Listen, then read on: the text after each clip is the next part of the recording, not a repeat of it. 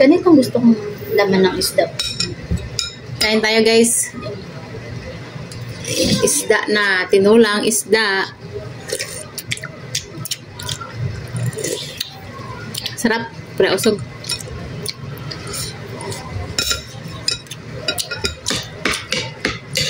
Dati hindi ka nakain ng may ano no, tanglad. Hindi ko man alam. Gusto ko kasi may tanglad. Kaya nandyan kasi yung lasa. Pag may tanglad. Di ba? Pag walang tanglad, walang lasa.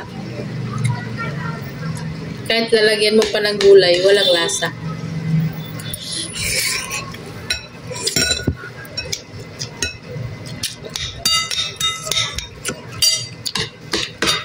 Sarap pala, no? Kaya pag luluto kami ng isda na gulay na ano lang nauulan na gulay, okay lang sa amin kahit walang isda kasi meron namang tanglad kasi ang nagpapalasa niyan. O di kaya pag may isda kami, libas. Alam mo libas?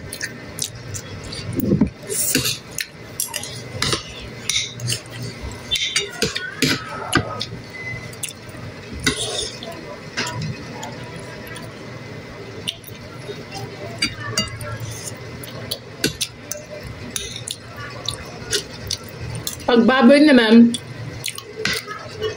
dulaw.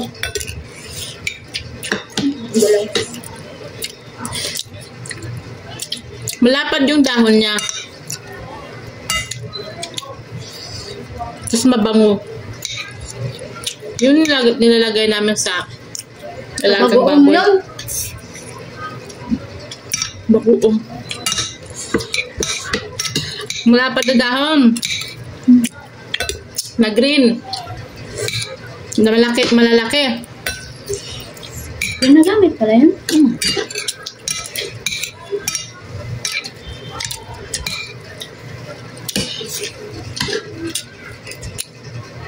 Chinese daw, bawal balik na rin. Bakit?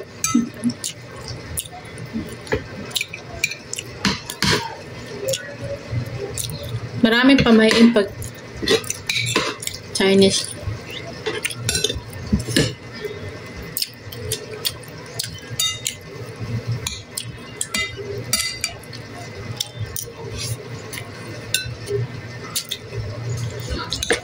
Sabawan natin.